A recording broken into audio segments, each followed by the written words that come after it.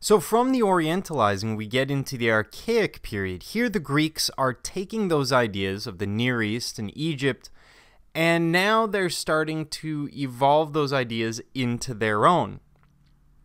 So this starts around the 6th century BCE, about 600 BCE. This is a time where Greece is becoming rather prosperous. Both commerce and colonization is increasing. As they build these trade routes, they also build colonies, going as far as North Africa, as far as Southern Europe. And every time they expand the trade route, they expand the colonization, which means they have more resources coming back, because as middlemen, they're being paid, and mostly they're being paid in resources. So by the end of the 6th century, we also see tyrant-run city-states will start transitioning into slightly more democratic city-states. I'm going to stay away from the democratic issue for now, because it's never quite what it seems. The Greeks didn't get along with democracy real well. But that's more history than art history. And as we move into Archaic Statuary, this is the first time we're seeing monumental stone statues, frequently life-size or slightly larger, maybe 25% larger than life-size. They tend to be very linear. They tend to have a lot of line involved with these archaic statues. There tends to be a lot of pattern, especially in the hair. We see some ornamentation, and we see them as impassive, almost deadpan, except for that archaic smile. All archaic statues, or virtually all archaic statues, will be smiling at the viewer. It doesn't matter what's happening. A giant spear could be pointing out of his chest. He would still be looking at you and smiling, like some kind of horrible Tinder date. And we're going to start by looking at the New York Kouros. Excuse me.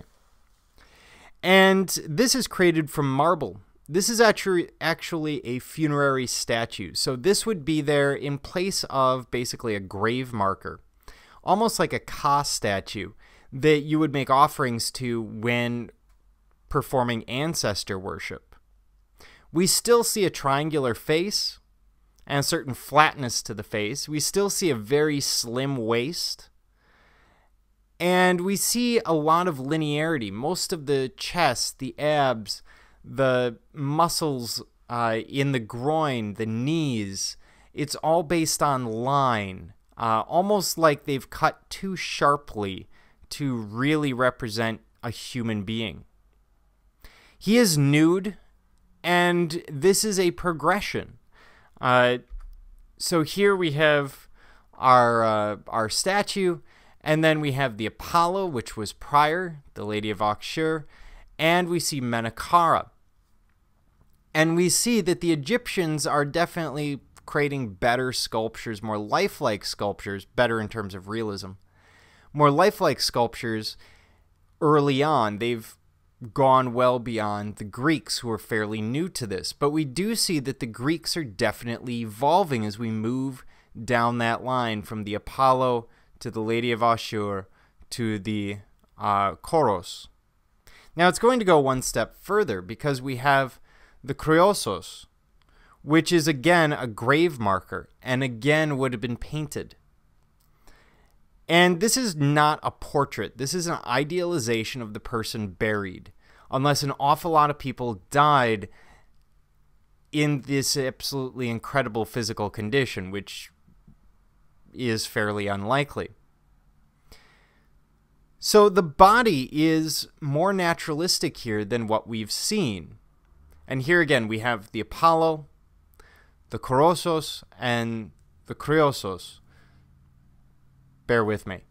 And the Apollo, keep in mind, is only 150 years before our last statue. So they're evolving, their artwork is evolving very, very quickly. The one in the middle, we have those giant sort of bug eyes that look Minoan. But by the time we get to the Kourosos, we see this very lifelike form. So it's becoming more realistic. The face is rounder.